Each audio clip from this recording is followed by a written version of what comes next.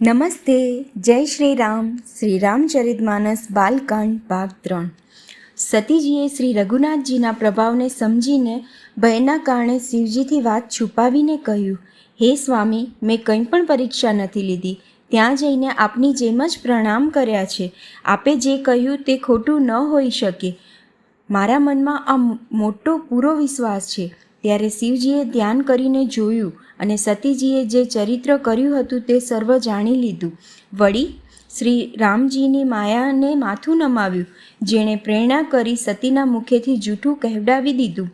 સુગ્ન શિવજીએ મનમાં વિચાર કર્યો કે હરિની ઈચ્છારૂપ ભાવિ પ્રબળ છે.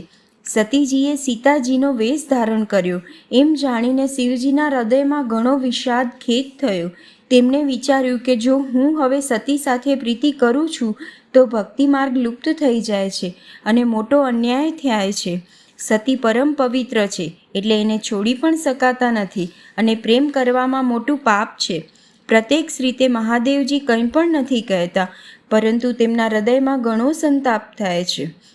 ત્યારે શિવજીએ પ્રભુ શ્રી રામચંદ્રજીના ચરણ કમરોમાં શીશ નમાવ્યું અને શ્રી રામજીનું સ્મરણ કરતાં જ તેમના મનમાં આ આવ્યું કે સતીના આ શરીર સાથે મારો પતિ પત્ની રૂપે મેળાપ નથી થઈ શકતો, અને શિવજીએ પોતાના મનમાં આવો સંકલ્પ કરી લીધો. સ્થિર બુદ્ધિ શંકરજી આમ વિચાર કરીને શ્રી રઘુનાથજીનું સ્મરણ કરતાં કરતાં પોતાના ઘર કૈલાસ તરફ ચાલ્યા. ચાલતા સમયે સુંદર આકાશવાણી થઈ કે હે મહેશ, આપનો જય થાવ. આપ ભક્તિના શ્રેષ્ઠ દ્રઢતા કરી. આપ સિવાય બીજો કોઈ પણ આવી પ્રતિજ્ઞા કરી શકે છે? આપ શ્રી રામચંદ્રજીના ભક્ત છો, સમર્થ છો અને ભગવાન છો. આ આકાશવાણી સાંભળી સતીજીના મનમાં ચિંતા થઈ અને તેમણે સંકોચ સાથે શિવજીને પૂછ્યું, હે કૃપાળુ, કહો ને, આપે કઈ પ્રતિજ્ઞા કરી? હે પ્રભુ, આપ સત્યના ધામ અને દીન દયાળુ છો. આમ સતીજીએ ઘણી રીતે પૂછ્યું, પરંતુ ત્રિપુરાપુરી શિવજીએ કંઈ ન કહ્યું. સતીજીએ હૃદયમાં અનુમાન કર્યું કે સર્વજ્ઞ શિવજી બધું જ જાણી ગયા છે. મેં શિવજી સાથે કપટ કર્યું. સ્ત્રી સ્વભાવથી જ મૂર્ખ અને અણસમજુ હોય છે. પ્રીતિની સુંદર રીત જુઓ કે જળ પણ દૂધની સાથે મળી દૂધના ભાવ વેચાય છે, પરંતુ કપટરૂપી ખટાશ પડતાની સાથે જ પાણી જુદું થઈ જાય છે, દૂધ ફાટી જાય છે અને સ્વાદ પ્રેમ જતો રહે છે. પોતાની કરણીને યાદ કરીને સતીજીના હૃદયમાં એટલો શોક છે અને અપાર ચિંતા છે કે જેનું વર્ણન કરી શકાતું નથી. તેમણે સમજી લીધું કે શિવજીની કૃપાના પરમ અગાધ સાગર છે. આથી પ્રત્યક્ષ રૂપે તેઓએ મારો અપરાધ નથી કહ્યો. શિવજીનું વલણ જોઈને સતીજીએ જાણી લીધું કે સ્વામીએ મારો ત્યાગ કરી દીધો છે અને હૃદયમાં વ્યાકુળ થઈ ગયા. પોતાના પાપ સમજીને કહી નથી શકતા, પરંતુ અંદર ને અંદર કુંભારના નિભાડાની જેમ અત્યંત બળવા લાગ્યું. વૃષકેતુ શિવજીએ સતીને ચિંતાયુક્ત જાણીને તેમને સુખ આપવા માટે સુંદર કથાઓ કહી. આ રીતે માર્ગમાં વિવિધ પ્રકારના ઇતિહાસોની કહેતા વિશ્વનાથ કૈલાસ જઈ પહોંચ્યા. ફરી શિવજીએ પોતાની પ્રતિજ્ઞાને યાદ કરીને ત્યાં વડના ઝાડ નીચે પદ્માસન લગાવીને બેસી ગયા. શિવજીએ પોતાનું સ્વાભાવિક રૂપ સંભળાવ્યું અને એમની અખંડ અને અપાર સમાધિ લાગી ગઈ. ત્યારે સતીજી કૈલાસ પર રહેવા લાગ્યા. તેમના મનમાં મોટું દુઃખ હતું. આ રહસ્ય વિશે કોઈ પણ કંઈ જાણતું નહોતું. તેમનો એક એક દિવસ યુગ જેમ વીતી રહ્યો હતો. સતીજીના હૃદયમાં નિત્ય નવો અને ભારે ખેદ રહેતો હતો કે હું આ દુઃખ સમુદ્રને ક્યારે પાર પામીશ. મેં રઘુનાથજીનું જે અપમાન કર્યું અને વળી પતિના વચનોને ખોટા માન્યા, તેનું ફળ વિધાતાએ મને આપ્યું. જે ઉચિત હતું તે જ કર્યું. પણ હે વિધાતા, હવે આ તારા માટે ઉચિત નથી કે શંકરજીથી વિમુખ થયા પછી પણ તું મને જીવાડી રહ્યો છે. સતીજીના અંતરમાંની ગ્લાનિ કંઈક એવી છે કે કહી શકાતી નથી. બુદ્ધિમતી સતીજીએ મનમાં શ્રી રામચંદ્રજીનું સ્મરણ કર્યું અને કહ્યું, હે પ્રભુ, જો આપ દીન દયાળુ કહેવાઓ છો અને વેદોએ આપનો યશ ગાયો છે કે આપ દુઃખને હરનારા છો, તો હું હાથ જોડીને વિનંતી કરું છું કે મારા આ દેહ જલ્દી છૂટી જાય. જો મારો શિવજીના ચરણોમાં પ્રેમ છે અને મારું આ પ્રેમનું વ્રત મન વચન કર્મ આચરણથી સત્ય છે, તો હું સર્વદર્શી પ્રભુ સાંભળો અને શીઘ્ર એવો ઉપાય કરો કે જેથી મારું મરણ થાય અને વિના પરિશ્રમે જ આ અસહ્ય વિપત્તિ દૂર થઈ જાય. દક્ષ સૂતા સતીજી આ રીતે ઘણા જ દુઃખી થતા. તેમને એટલું દારૂણ્ય દુઃખ હતું કે જેનું વર્ણન નથી કરી શકાતું. 87,000 વર્ષ વીતી ગયા બાદ અવિનાશી શિવજીએ સમાધિ છોડી. શિવજી રામ નામનું સ્મરણ કરવા લાગ્યા. ત્યારે સતીજીએ જાણ્યું કે હવે જગતના સ્વામી શિવજી જાગ્યા. તેઓએ જઈને શિવજીના ચરણોમાં પ્રણામ કર્યા. શિવજીએ તેમને બેસવા માટે સામે આસન આપ્યું. શિવજી ભગવાન હરિની રસમયી કથાઓ કહેવા લાગ્યા. તે સમયે દક્ષ પ્રજાપતિ બન્યા. બ્રહ્માજીએ સર્વ પ્રકારે યોગ્ય જોઈ સમજીને દક્ષને પ્રજાપતિઓના નાયક બનાવી દીધા. જ્યારે દક્ષને આટલો મોટો અધિકાર મળ્યો ત્યારે તેના હૃદયમાં અત્યંત અભિમાન આવી ગયું. જગતમાં એવો કોઈ પેદા નથી થયો જેને પ્રભુતા પ્રાપ્ત થયા બાદ મદ ન ચડ્યો હોય. દક્ષે સર્વ મુનિઓને બોલાવ્યા અને તેઓ માટે યજ્ઞ કરવા લાગ્યા. જે દેવતાઓ યજ્ઞનો ભાગ પામે છે તે સર્વને આદર સહિત નિમંત્રણ કર્યા. દક્ષનું નિમંત્રણ પામીને કિન્નર, નાગ, સિદ્ધ, ગંધર્વ અને સર્વ દેવતાઓ પોતાની સ્ત્રીઓ સહિત ચાલ્યા. વિષ્ણુ, બ્રહ્મા અને મહાદેવજી શિવ એ સર્વ દેવો પોતપોતાના વિમાન સજાવીને નીકળી પડ્યા. સતીજીએ જોયું કે અનેક પ્રકારના સુંદર વિમાન આકાશમાં જઈ રહ્યા છે. દેવસુંદરીઓ મધુર ગાન કરી રહી છે, જેને સાંભળીને મુનિઓનું ધ્યાન છૂટી જાય છે. સતીજીએ વિમાનોમાંના દેવતાઓને જવાનું કારણ પૂછ્યું. ત્યારે શિવજીએ સર્વ વાતો જણાવી. પિતાના યજ્ઞની વાત સાંભળીને સતી કંઈક પ્રસન્ન થયા અને વિચારવા લાગ્યા કે જો મહાદેવજી મને આજ્ઞા આપે તો આ બહાને થોડાક દિવસ પિતાને ઘરે જઈને રહું, કેમ કે તેમના હૃદયમાં પતિ દ્વારા ત્યજ્યાની ઘણું ભારે દુઃખ હતું. પરંતુ પોતાનો અપરાધ સમજીને તે કંઈ કહેતા નહોતા. છેવટે સતીજીએ ભય, સંકોચ અને પ્રેમ રસમાં તરબોળ મનોહર વાણી બોલ્યા. હે પ્રભુ, મારા પિતાના ઘરે ઘણો મોટો ઉત્સવ છે. જો આપની આજ્ઞા હોય તો હે કૃપાધામ, હું આદર સહિત તેને જોવા જાઉં. શિવજીએ કહ્યું, તમે વાત તો સારી કહી, તે મારા મનને પણ પસંદ પડી, પણ તેઓએ નોતરું નથી મોકલ્યું, તે અનુચિત છે. દક્ષે પોતાની બધી દીકરીઓને બોલાવી છે, પરંતુ મારા ઉપરના વેરના લીધે તેઓએ તમને પણ વિસારી દીધા છે. એ વખતે બ્રહ્માની સભામાં મારાથી અપ્રસન્ન બન્યા હતા, તેથી તે અત્યારે પણ અમારું અપમાન કરે છે. હે ભવાની, જો તમે વગર બોલાવે જશો તો શીલ સ્નેહ પણ નહીં રહે અને માન મર્યાદા પણ નહીં રહે. જોકે એમાં એ સંશય નથી કે મિત્ર, સ્વામી, પિતા અને ગુરુના ઘેર વગર બોલાવે પણ જવું જોઈએ. તો પણ જ્યાં કોઈ વિરોધ કરતું હોય તેના ઘરે જવામાં કલ્યાણ થતું નથી. શિવજીએ અનેક પ્રકારે સમજાવ્યા, પરંતુ ભવાનીવશ સતીના હૃદયમાં બોધ ન થયો. વળી શિવજીએ કહ્યું કે જો વગર બોલાવે જશો તો અમારી સમજણ અનુસાર સારી વાત નહીં બને. શિવજીએ અનેક પ્રકારે કહી જોયું, પણ જ્યારે સતી કોઈ પણ રીતે ન રોકાયા ત્યારે ત્રિપુરાપુરી મહાદેવજીએ પોતાના મુખ્ય ગણોને સંગાત આપીને તેમને વિદાય કર્યા. ભવાની જ્યારે પિતા દક્ષના ઘરે પહોંચ્યા ત્યારે દક્ષના ભયને કારણે તેમની કોઈએ આગવતા સ્વાગતા ન કરી. ભલે માત્ર એક માતા આદરથી મળી, બહેનો ઘણી મલકાઈને મળી, દક્ષે તો તેમની કંઈ કુશળ સુધાય ન પહોંચી. સતીજીને જોઈને ઉલટા તેના બધા અંગો બળી ઉઠ્યા. ત્યારે સતીએ આગળ જઈને યજ્ઞ જોયા તો ત્યાં ક્યાંય શિવજીનો ભાગ ન દેખાયો. ત્યારે શિવજીએ જે કહ્યું હતું તેની તેમને સમજણ પડી. સ્વામીના અપમાનને સમજીને સતીનું હૃદય બળી ઉઠ્યું. પાછલું પતિ પરિત્યાગનું દુઃખ તેમના હૃદયમાં એટલું નહોતું વ્યાપ્યું જેટલું મહાન દુઃખ આ સમયે પતિ અપમાનના કારણે થયું. જોકે જગતમાં અનેક પ્રકારના દારૂણ્ય દુઃખો છે, તો પણ જાતિ અપમાન સૌથી અધિક કઠિન છે. આમ સમજીને સતીજીએ ઘણો ક્રોધ ઉત્પન્ન થયો. માતાએ તેમને ઘણી રીતે સમજાવ્યા, પરંતુ તેનાથી શિવજીનું અપમાન ન સહેવાયું. આથી તેમના હૃદયમાં કોઈ પણ જાતનો પ્રબોધ ન થયો. ત્યારે તેમણે આખી સભાને હઠપૂર્વક ધમકાવીને ક્રોધભર્યા વચનો કહ્યા. હે સભાસદો અને સર્વ મુનીશ્વરો, સાંભળો. જે લોકોએ અહીં શિવજીની નિંદા કરી કે સાંભળી છે તે સર્વને તેનું ફળ તત્કાળ જ મળશે અને મારા પિતા દક્ષ પણ સારી પેઠે પસ્તાશે. જ્યાં સંત શિવજી અને લક્ષ્મીપતિ વિષ્ણુ ભગવાનની નિંદા સાંભળવામાં આવે તો ત્યાં એવી મર્યાદા છે કે જો પોતાનો વશ ચાલે તો તે નિંદા કરનારની જીભ કાપી લેવી અને વશ ન ચાલે તો કાન બંધ કરી ત્યાંથી નાસી જવું.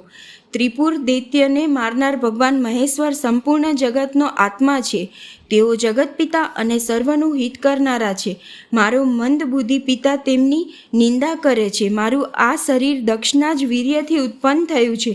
એટલે ચંદ્રમાને લલાટે પર ધારણ કરનાર વૃષકેતુ શિવજીને હૃદયમાં ધારણ કરીને હું આ શરીરને તરત જ ત્યાગી દઈશ. આમ કહીને સતીજીએ યોગાગ્નિમાં પોતાનું શરીર ભસ્મ કરી નાખ્યું. આખી યજ્ઞશાળામાં હાહાકાર થઈ ગયો. સતીનું મરણ સાંભળીને શિવજીના ગણો યજ્ઞનો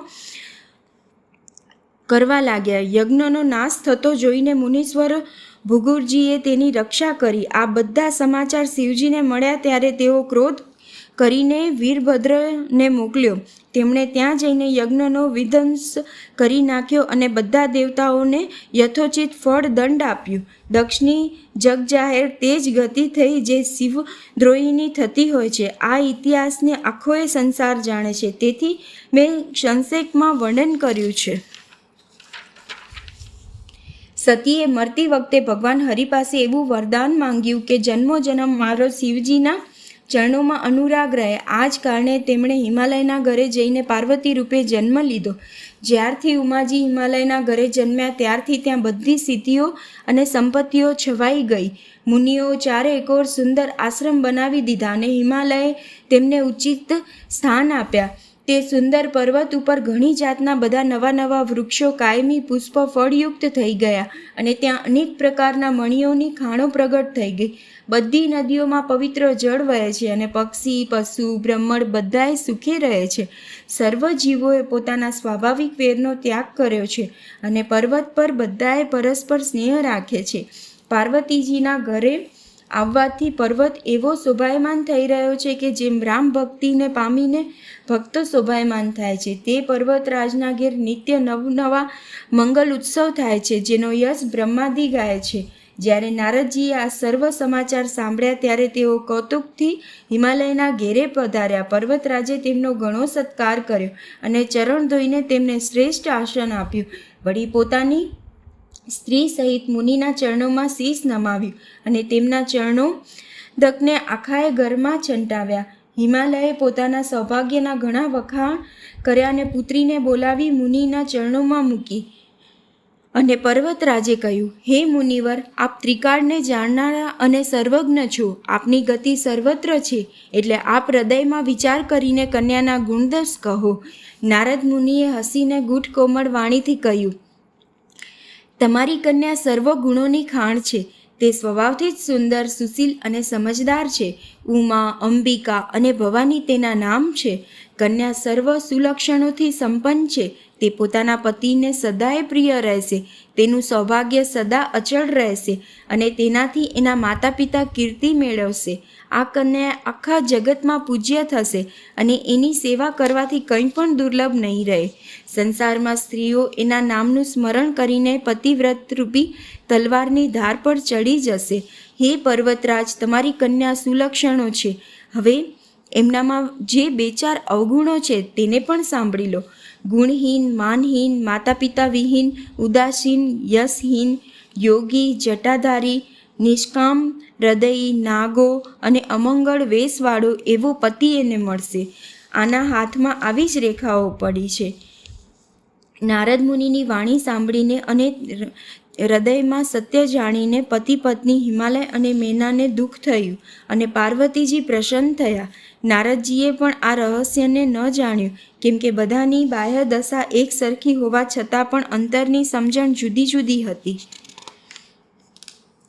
બધી સખીઓ પાર્વતી, પર્વતરાજા, હિમાલય અને મેના એ સર્વના શરીર પુલકિત હતા અને સર્વના નેત્રોમાં જળ ભરાયું હતું. દેવર્ષિના વચન અસત્ય નથી થઈ શકતા. આમ વિચારી પાર્વતીએ તે વચનોને હૃદયમાં ધારણ કરી લીધા. તેમને શિવજીના ચરણ કમરોમાં સ્નેહ ઉત્પન્ન થઈ આવ્યો, પરંતુ મનમાં આ સંદેહ થયો કે તેમને મળવું અઘરું છે. અવસર યોગ્ય ન જાણીને ઉમાએ પોતાના પ્રેમને છુપાવી રાખ્યો અને તે પછી સખીના ખોળામાં જઈને બેસી ગયા. દેવર્ષિની વાણી ખોટી નહીં થાય, આમ વિચારીને હિમાલય, મેના અને બધી ચતુર સખીઓ ચિંતા કરવા લાગી. વળી હૃદયમાં ધીરજ રાખી પર્વતરાજે કહ્યું, હે નાથ, કહો હવે શું ઉપાય કરી શકાય? મુનીશ્વરે કહ્યું, હે હિમાલય, સાંભળો. વિધાતાએ લલાટ પર જે કંઈ લખી દીધું છે તેને દેવતાઓ, દાનવો, મનુષ્ય, નાગ અને મુનિ કોઈ પણ ટાળી નથી શકતું. તો પણ એક ઉપાય હું બતાવું છું. જો દેવ મદદ કરે તો તે સિદ્ધ થઈ શકે છે. ઉમાને વર તો નિસંદેહ તેવો જ મળશે જેવો મેં તમારી સામે વર્ણવ્યો છે, પરંતુ મેં વરના જે દોષ બતાવ્યા છે, મારા અનુમાનથી તે બધા શિવજીમાં છે. જો શિવજી સાથે વિવાહ થઈ જાય તો દોષોને પણ બધા લોકો ગુણોના સમાન જ ગણશે. જેને વિષ્ણુ ભગવાન શેષનાગની સૈયા પર સૂવે છે તો પણ પંડિત લોકો તેમને કોઈ દોષ લગાડતા નથી. સૂર્ય અને અગ્નિદેવ સારા નરસા બધા જ રસોનું ભક્ષણ કરે છે, પરંતુ તેમને કોઈ ખરાબ નથી કહેતું. ગંગાજીમાં શુભ અને અશુભ બધા જ જળ વહે છે, પણ કોઈ તેમને અપવિત્ર નથી કહેતું. ઋષિકેશ ભગવાન સૂર્ય, અગ્નિ અને ગંગાજીની જેમ સમર્થને કંઈ દોષ લાગતો નથી. જે કોઈ મૂર્ખ મનુષ્ય જ્ઞાનના અભિમાનના લીધે આ રીતે એમની સ્પર્ધામાં કરે છે તો તે એક કલ્પ સુધી નરકમાં પડે છે. ભલા ક્યાંય જીવ પણ ઈશ્વરની જેમ સર્વથા સ્વતંત્ર હોઈ શકે છે? ગંગાજળથી પણ બનાવેલી મદિરા હોવા છતાંય સંતજનો ક્યારેય તેનું પાન નથી કરતા, પણ તે જ ગંગાજીમાં મળી જવાથી જેમ પવિત્ર થઈ જાય છે, ઈશ્વર અને જીવમાં પણ તેવો જ ભેદ છે. શિવજી સ્વાભાવિક જ સમર્થ છે, કારણ કે તેઓ ભગવાન છે, એટલે આ વિવાહમાં સર્વ પ્રકારનું કલ્યાણ છે. પરંતુ મહાદેવજીની આરાધના ઘણી જ અઘરી છે. તેમ છતાં તપ કરવાથી તેઓ ઘણા જલ્દી સંતુષ્ટ થઈ જાય છે. જો તમારી પુત્રી તપ કરે તો ત્રિપુરાપુરી મહાદેવજી ભાવીને ટાળી શકે છે. જોકે વિશ્વમાં વર અનેક છે, પરંતુ આના માટે શિવજીના સિવાય અન્ય વર નથી. શિવજી વર આપનાર, શરણાગતોના દુઃખોનો નાશ કરનાર, કૃપાનો સાગર અને સેવકોના મનને પ્રસન્ન કરનાર છે. શિવજીની આરાધના કર્યા વિના કરોડો યોગ અને જપ કરવા છતાં વાંછિત ફળ નથી મળતું. એમ કહી ભગવાનનું સ્મરણ કરીને નારદજીએ પાર્વતીને આશીર્વાદ આપ્યા અને કહ્યું, હે પર્વતરાજ, તમે સંશયનો ત્યાગ કરી દો. હવે આમાં કલ્યાણ જ થશે. આમ કહીને નારદ મુનિ બ્રહ્મલોકમાં ચાલ્યા ગયા. હવે આગળ જે ચરિત્ર થયું તેને સાંભળો. પતિને એકાંતમાં જોઈને મેનાએ કહ્યું, હે નાથ, હું મુનિના વચનોનો અર્થ નથી સમજી. આપણી કન્યાને જો અનુકૂળ ઘર, વર અને કુળ ઉત્તમ હોય તો વિવાહ કરો, નહીં તો દીકરી ભલે કુંવારી જ રહે. હું અયોગ્ય વર સાથે તેનો વિવાહ કરવા માંગતી નથી, કેમ કે સ્વામીન પાર્વતી મને પ્રાણો સમાન પ્રિય છે. જો પાર્વતીને યોગ્ય વર ન મળે તો બધા લોકો કહેશે કે પર્વત સ્વભાવથી જ જડ મૂર્ખ હોય છે. હે સ્વામી, આ વાતનો વિચાર કરીને જ વિવાહ કરજો, જેથી પાછળથી હૃદયમાં સંતાપ ન થાય. આ પ્રમાણે કહીને મેના પતિના ચરણોમાં માથું મૂકીને નમી પડે છે. ત્યારે હિમાલયે પ્રેમથી કહ્યું, કદાચ ચંદ્રમાંથી અગ્નિ પ્રગટ થઈ જાય, પણ નારદજીના વચન અસત્ય નહીં થઈ શકે. હે પ્રિય, સર્વ શોક ત્યજીને શ્રી ભગવાનનું સ્મરણ કરો. જેણે પાર્વતીને રચ્યા છે તે જ કલ્યાણ કરશે. હવે જો તમને કન્યા પર સ્નેહ છે તો જઈને એને એવું શિક્ષણ આપો કે એવું તપ કરે જેથી શિવજી તેને મળી જાય. અન્ય કોઈ ઉપાયથી આ કલેશ નહીં ટળે. નારદજીના વચન રહસ્યમય અને સકારણ છે, અને શિવજી સુંદર છે અને સમસ્ત સુંદર ગુણોના ભંડાર છે. આમ વિચારી તમે સંદેહ ત્યજી દો. શિવજી બધી રીતે નિષ્કલંક છે. પતિના વચન સાંભળી મનમાં પ્રસન્ન થઈને મેના ઉઠીને તરત જ પાર્વતીજી પાસે ગઈ. પાર્વતીને જોઈને તેમની આંખોમાં આંસુ ભરાઈ આવ્યા. તેને સ્નેહ સાથે ખોળામાં બેસાડી દીધી. વળી વારંવાર તેને હૃદયથી લગાડવા લાગી. સ્નેહથી મેનાનું ગળું ભરાઈ આવ્યું. કંઈ કશું કહેવાતું નથી. જગતજનની ભવાની તો સર્વજ્ઞ હતા. માતાના મનની દશાને જાણીને તે માતાને સુખ આપનારી કોમળ વાણી બોલ્યા, માં સાંભળ, હું તને સંભળાવું છું. મેં એક સપનું જોયું છે કે મને એક સુંદર ગૌવર્ણ શ્રેષ્ઠ બ્રાહ્મણે એવો ઉપદેશ આપ્યો છે, હે પાર્વતી, નારદજીએ જે કહ્યું છે તે સત્ય સમજીને તું જપ અને તપ કર. વળી આ વાત તારા માતા પિતાને પણ સારી લાગી છે. તપ સુખ દેનાર અને દુઃખ દોષોનો નાશ કરનાર છે. તપના બળે જે બ્રહ્મા સંસારને રચે છે અને તપના બળે જે વિષ્ણુ આખાય જગતનું પાલન કરે છે, તપના બળથી જ શંભુ સંહાર કરે છે અને તપના બળથી જ શેષજી પૃથ્વીનો ભાર ધારણ કરે છે. હે ભવાની, આખી સૃષ્ટિ તપના જ આધાર પર છે એમ ચિત્તથી જાણીને તું જઈને તપ કર. આ વાત સાંભળીને માતાને ઘણું આશ્ચર્ય થયું અને તેમણે હિમાલયને બોલાવી તે સ્વપ્ન સંભળાવ્યું.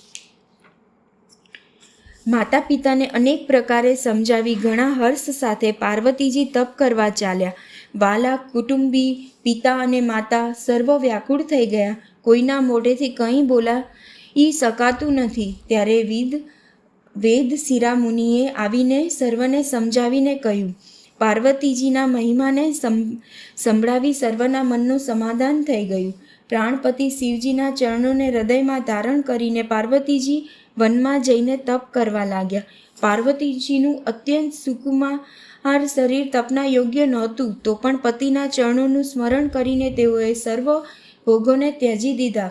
સ્વામીના ચરણોમાં નિત્ય નવો અનુરાગ ઉત્પન્ન થવા માંડ્યો અને તપમાં એવું ચિત્ત ચોટ્યું કે શરીરનું સર્વ ભાન ભૂલી ગયા. 1000 વર્ષ સુધી તેઓએ કેવળ મૂળ અને ફળ ખાધા. વળી 100 વર્ષ શાક ખાઈને વિતાવ્યા. થોડાક દિવસ જળ અને વાયુનું ભોજન કર્યું અને વળી થોડાક દિવસ કઠોર ઉપવાસ કર્યા. જે વેલ પાંદડા સુકાઈને પૃથ્વી પર પડતા હતા તેને જ 3000 વર્ષ સુધી ખાધા.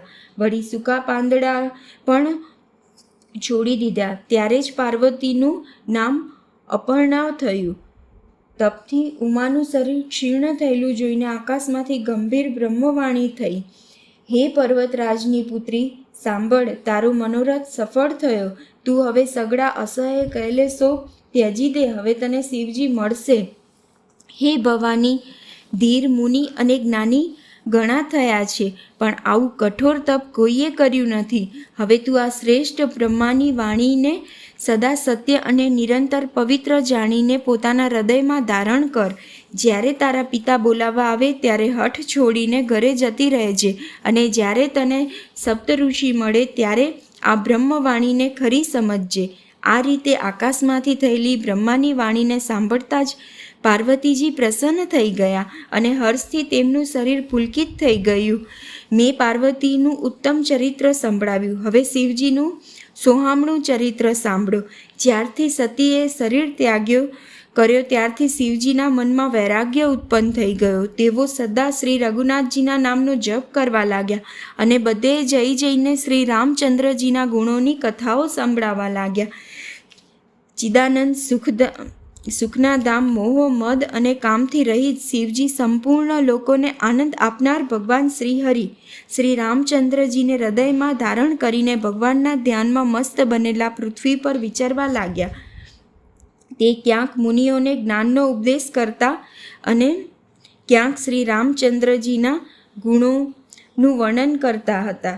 જોકે સુગ્ન શિવજી નિષ્કામ છે, તો પણ તે ભગવાનના પોતાના ભક્ત સતીના વિયોગમાં દુઃખથી દુઃખી છે.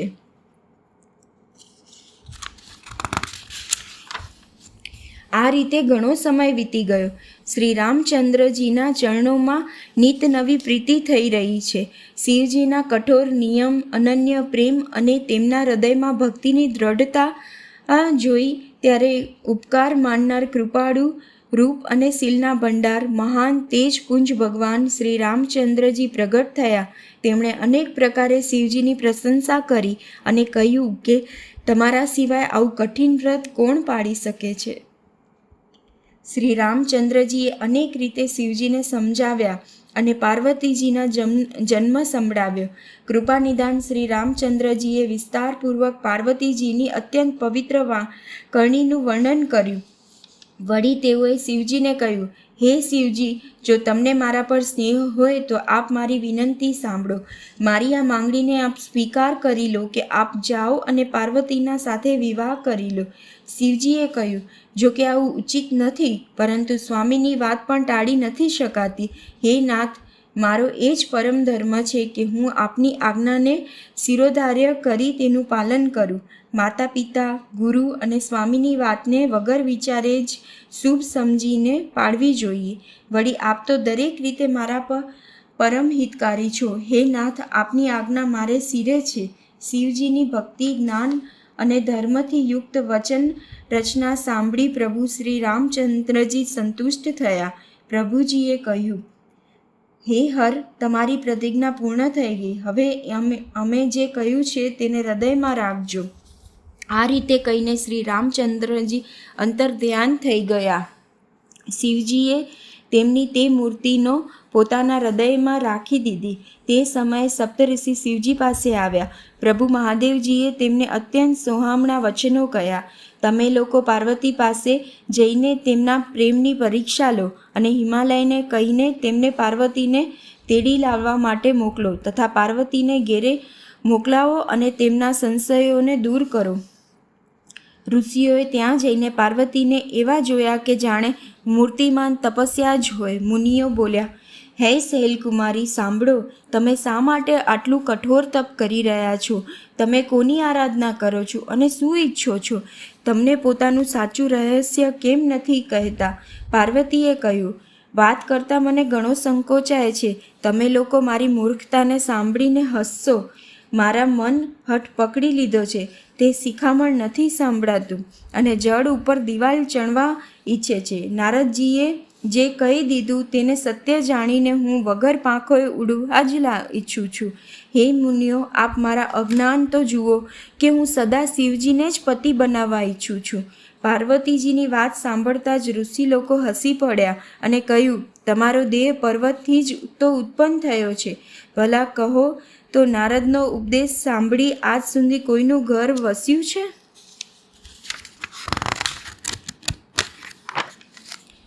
તેમણે દક્ષ પુત્રો પાસે જઈને ઉપદેશ આપ્યો હતો. તેથી તેઓએ પછી પાછા વળીને ઘરનું મુખ પણ નથી જોયું. ચિત્રકેતુના ઘરને પણ નારદે જ ભાંગ્યું. વળી આ જ હાલ હિરણ્યકશ્યપનો થયો. જે સ્ત્રી પુરુષ નારદની શિખામણ સાંભળે છે તે ઘર બાર ત્યજીને અવશ્ય ભિખારી બની જાય છે. તેમનું મન તો કપટી છે. શરીર પર સજ્જનોના ચિહ્ન છે. તેઓ બધાને પોતાના જેવા બનાવવા ઈચ્છે છે. તેમના વચનો પર વિશ્વાસ રાખીને તમે એવા પતિ ઈચ્છો છો જે સ્વભાવથી જ ઉદાસીન, ગુણહીન, નિર્લજ્જ, ખરાબ વેશવાળા, નરખોપડીઓની માળા પહેરનારો, કુલહીન, ઘરબાર વગરનો, નાગો તથા શરીર પર સર્પોને વીંટી રાખનારો છે.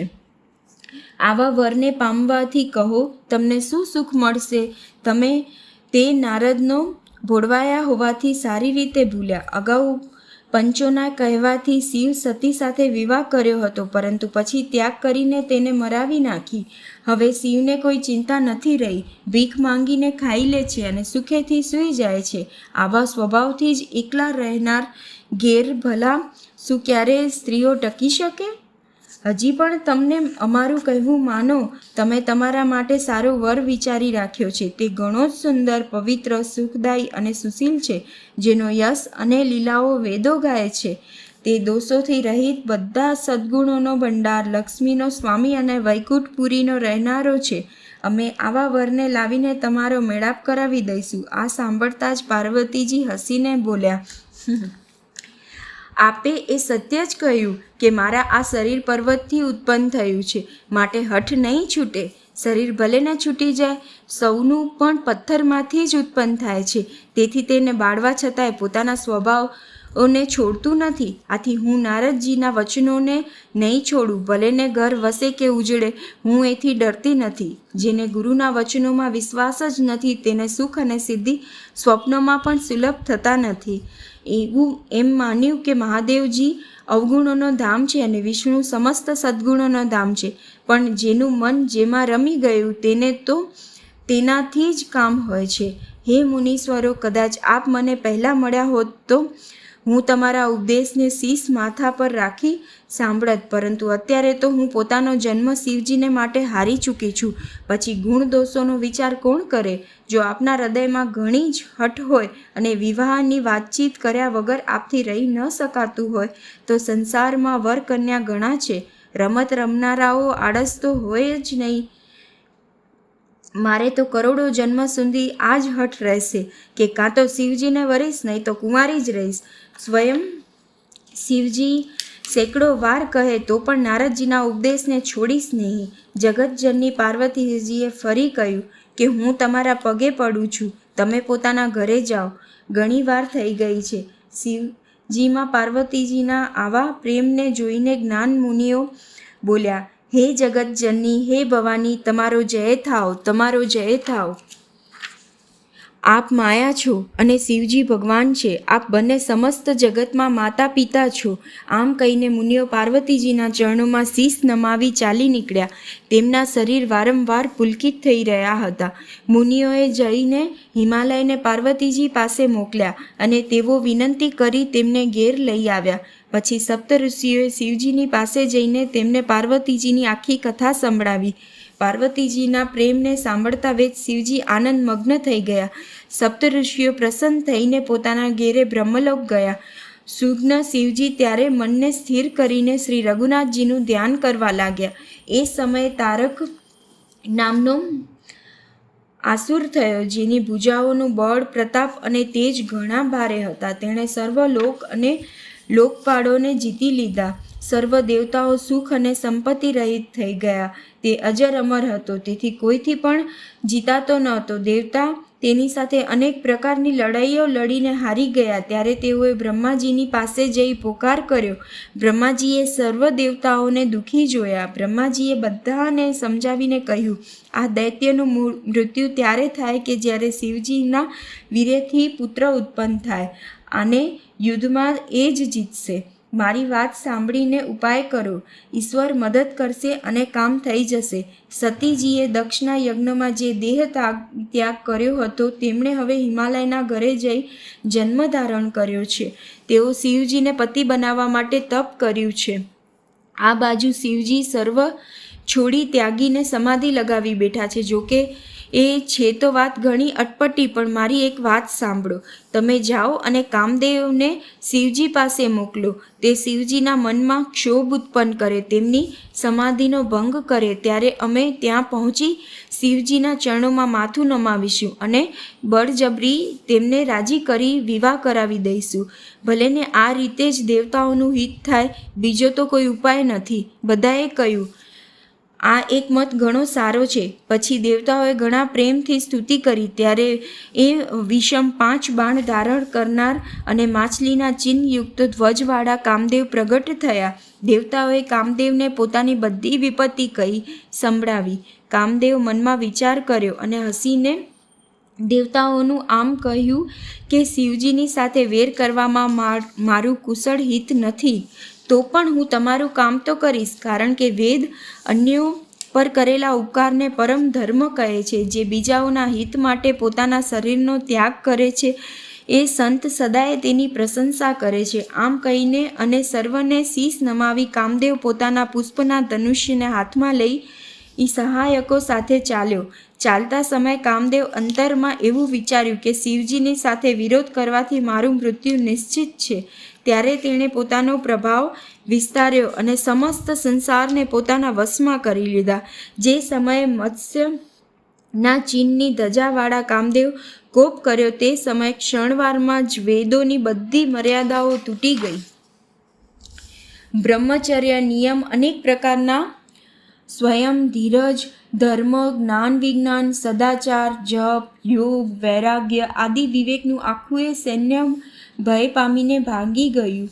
વિવેક પોતાના સહાયકોશો સહિત નાસી ગયો. તેના યોદ્ધા રણભૂમિમાં પીઠ બતાવી ગયા. તે સમયે તેઓએ સર્વ સદગ્રંથ રૂપી પર્વતની કંદરાઓમાં જઈ સંતાઈ ગયા. આખા જગતમાં ખળભળાટ મચી ગયો. હે વિધાતા, હવે શું થવાનું છે? અમારી રક્ષા કોણ કરશે? આવા 2 માથાવાળા કોણ છે જેના માટે રતિના પતિ કામદેવ કોપ કરીને હાથમાં ધનુષબાણ ઉઠાવ્યું છે? જગતમાં સ્ત્રી પુરુષ સંજ્ઞાવાળા જેટલા ચર અચર પ્રાણીઓ હતા તે સર્વ પોતપોતાની મર્યાદાઓ છોડીને કામને વશ થઈ ગયા.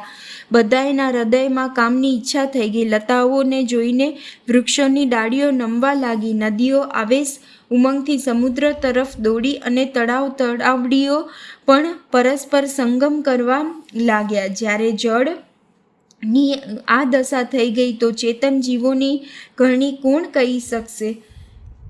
આકાશ, જળ અને પૃથ્વી પર વિચરનારા બધા પશુ પક્ષીઓ સમય ભૂલાવી કામને વશ થઈ ગયા. સર્વ લોકો કામધામ બની વ્યાકુળ થઈ ગયા. ચકલા ચકલીએ રાત દિવસ ન જોયા. દેવ દૈત્ય મનુષ્ય કિન્નર સર્પ પ્રેત પિશાચ ભૂત વેતાલ એ તો સદાય કામનો ગુલામ છે એમ સમજીને મેં એમની દશાનું વર્ણન નથી કર્યું. સિદ્ધ વિરક્ત મહામુનિ અને મહાન યોગીઓ પણ કામવશ યોગ છોડી સ્ત્રીના વિરહી બની ગયા. જ્યારે યોગેશ્વરો અને તપસ્વીઓ પણ કામને વશ થઈ ગયા તો પામર મનુષ્યને પૂછવું જ શું?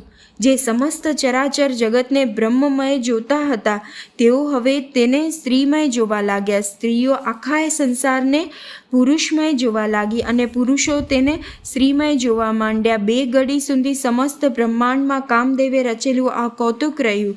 કોઈએ પણ હૃદયમાં ધૈર્ય ધારણ ન કર્યું. કામદેવ સર્વના મન હરી લીધા. શ્રી રઘુનાથજીએ જેમની રક્ષા કરી કેવળ તેઓ જ તે સમયે બચી શક્યા. 2 ઘડી સુધી આવો તમાશો થયો. ત્યાં સુધી કામદેવ શિવજી પાસે પહોંચ્યા. શિવજીને જોઈ કામદેવ બી ગયા. ત્યારે આખું એ જગત ફરી જેમ હતું તેમ સ્થિર બની ગયું. તરત જ બધા જીવો એવા જ સુખી થઈ ગયા જેવા ઉન્મત્ત લોકો મદ નશો ઉતરી જતા સાથે સુખી થઈ જાય છે. દુરાધર્ય જેમને પરાજિત કરવા અત્યંત જ અઘરા છે અને દુર્ગમ જેમનો પાર પામવો કઠિન છે. ભગવાન સંપૂર્ણ ઐશ્વર્ય ધર્મ યશ શ્રી જ્ઞાન અને વૈરાગ્ય રૂપી 6 ઈશ્વરીય ગુણોથી યુક્ત છે. રુદ્ર મહાભયંકર શિવજીને જોઈને કામદેવ ભયભીત થઈ ગયા. પાછા ફરવામાં શરમ દેખાય છે અને કરી કંઈ શકાતું નથી. અંતે મનમાં મરવાનો નિશ્ચય કરીને તેમણે ઉપાય રચ્યો. તરત જ સુંદર ઋતુરાજ વસંતને પ્રગટ કર્યો. પુષ્પોથી યુક્ત થયેલા નવા વૃક્ષોની પંક્તિઓ સુશોભિત થઈ ગઈ. વન ઉપવન વાવડી તળાવ અને સર્વ દિશાઓનો વિભાગ પરમ સુંદર બની ગયો. ચારે બાજુ જાણે પ્રેમ ઉભરાઈ રહ્યો છે. જેને જોઈને મરેલા મનોમાં પણ કામદેવ જાગી ઉઠે. મરેલાના મનમાં પણ કામદેવ જાગવા લાગ્યો. વનની સુંદરતા કહી શકાતી નથી. કામરૂપી અગ્નિનો સાચો મિત્ર એવો શીતળ મંદ સુગંધિત વાયુ વાવવા લાગ્યો. સરોવરમાં અનેક કમળો ખીલી ગયા જેના પર સુંદર ભમરાના સમૂહો ગુંજરવા લાગ્યા. રાજહંસ કોયલ અને પોપટ રસિક કલરવ કરવા લાગ્યા અને અપ્સરાઓ ગાઈને નાચવા લાગી. કામદેવ પોતાના સેના સહિત કરોડો પ્રકારની સર્વ કળાઓ કરીને હારી ગયો પણ શિવજીની અચળ સમાધિ ન ડગી. ત્યારે કામદેવ ક્રોધિત થઈ ગયા. આંબાના વૃક્ષની એક સુંદર ડાળીને જોઈને મનમાં કોપે ભરાયેલા કામદેવ તેના પર ચડી ગયો. તેણે પુષ્પ ધનુષ્ય પર પોતાના 5 બાણ ચડાવી અને અત્યંત ક્રોધેથી તાકીને તેને કાન સુધી ખેંચી લીધા. કામદેવ તીક્ષ્ણ 5 બાણ છોડ્યા જે શિવજીના હૃદયમાં લાગ્યા. ત્યારે તેમને સમાધિનો ભંગ થયો અને તેઓ જાગી ગયા. શિવજીના મનમાં ઘણો ક્ષોભ થયો. તેઓએ આંખો ઉઘાડીને ચારે બાજુ જોયું. જ્યારે આંબાના પાંદડા કામદેવને જોયા તો તેમને ઘણો ક્રોધ થયો જેથી 3 લોક કંપી ઉઠ્યું. ત્યારે શિવજીએ ત્રીજું લોચન ખોલ્યું. તેમની દ્રષ્ટિ પડતાની સાથે જ કામદેવ બળીને ભસ્મ થઈ ગયો. જગતમાં ભારે હાહાકાર મચી ગયો. દેવતાઓ ડરી ગયા. દૈત્ય સુખી બન્યા. ભોગી લોકો કામ સુખને યાદ કરીને ચિંતા કરવા લાગ્યા અને સાધક યોગીઓ નિષ્કંટક થઈ ગયા. યોગી નિષ્કંટક બન્યા. કામદેવની સ્ત્રી રતિ પોતાના પતિને આ દશા સાંભળતા જ મૂર્છિત થઈ ગઈ. રોતી કડકડતી અને જાતની કરુણા કરતી તે શિવજી પાસે ગઈ. અત્યંત પ્રેમ સાથે અનેક રીતે વિનંતી કરી. હાથ જોડીને સામે ઊભી રહી. શીઘ્ર પ્રસન્ન થનાર કૃપાળુ શિવજીએ અબળા અસહાય સ્ત્રીને જોઈને સુંદર વચન બોલ્યા તો ખરા. હે રતિ, હવેથી તારા પતિનું નામ અનંગ થશે. તે વગર શરીરે જ સર્વમાં વ્યાપ્ત રહેશે. હવે તું પોતાના પતિને મળવાની વાત સાંભળ. જ્યારે પૃથ્વીનો ભાર ઉતરવા માટે યદુવંશમાં શ્રીકૃષ્ણનો અવતાર થશે ત્યારે તારો પતિ તેમના પુત્ર પ્રદ્યુમ્નના રૂપે ઉત્પન્ન થશે. મારું આ વચન મિથ્યા નહીં થાય. શિવજીના વચન સાંભળી રતિ ચાલી ગઈ. હવે બીજી કથા વખાણીને વિસ્તારથી કહું છું. બ્રહ્માદિ દેવતાઓએ આ બધા સમાચાર સાંભળ્યા તો તેઓ તરત જ વૈકુંઠમાં ગયા. પછી ત્યાંથી વિષ્ણુ અને બ્રહ્મા સહિત બધા દેવતાઓ જ્યાં કૃપાના ધામ શિવજી હતા ત્યાં ગયા. તે સર્વેએ શિવજીની અલગ અલગ સ્તુતિ કરી. ત્યારે એ શશિભૂષણ શિવજી પ્રસન્ન થઈ ગયા. કૃપાના સાગર શિવજી બોલ્યા, હે દેવતાઓ, કહો આપ શા માટે આવ્યા છો? બ્રહ્માજીએ કહ્યું, હે પ્રભુ, આપ અંતર્યામી છો, તો પણ હે સ્વામી, ભક્તિવશ હું આપને વિનંતી કરું છું. હે શંકર, સર્વ દેવતાઓના મનમાં એવો પરમ ઉત્સાહ છે કે હે નાથ, તેઓ પોતાની આંખોથી આપનો વિવાહ નિહાળવા ઈચ્છે છે. હે કામદેવના મદને ઉતારનાર, આપ એવું કંઈક કરો જેથી બધા લોકો આ ઉત્સવને આંખો ભરીને નિહાળે. હે કૃપાના સાગર, કામદેવને બાળીને આપ રતિને જે વરદાન આપ્યું તે ઘણું જ સારું કર્યું. હે નાથ, શ્રેષ્ઠ સ્વામીઓના આ સહજ સ્વભાવ છે કે તેઓ પહેલાં દંડ આપીને પછી કૃપા કરતા રહે છે. પાર્વતીએ અપાર તપ કર્યું છે, હવે એમનો અંગીકાર કરો. બ્રહ્માજીની પ્રાર્થના સાંભળીને અને પ્રભુ શ્રી રામચંદ્રજીના વચનોને યાદ કરીને શિવજીએ પ્રસન્નતાપૂર્વક કહ્યું, એમ જ થાવ. ત્યારે દેવતાઓએ દુદુંબી નગારા વગાડ્યા અને ફૂલોની વર્ષા કરીને જય હો દેવતાઓના સ્વામીની જય હો એમ કહેવા લાગ્યા. ઉચિત અવસર જાણીને સપ્તઋષિઓ આવ્યા અને બ્રહ્માજીએ તરત જ તેમને હિમાલયના ઘેર મોકલ્યા. તેઓ પહેલાં ત્યાં ગયા જ્યાં પાર્વતીજી હતા અને તેમને છળભર્યા મીઠા વિનોદયુક્ત આનંદ પહોંચાડનારા વચન કહ્યા. નારદજીના ઉપદેશના લીધે તમે તે વખતે અમારી વાત ન સાંભળી. હવે તો તમારું પ્રાણ ખોટું થઈ ગયું, કેમ કે મહાદેવજીએ કામને જ ભસ્મ કરી નાખ્યો છે. માસ પારાયણ ત્રીજો વિશ્રામ. જય શ્રી રામ.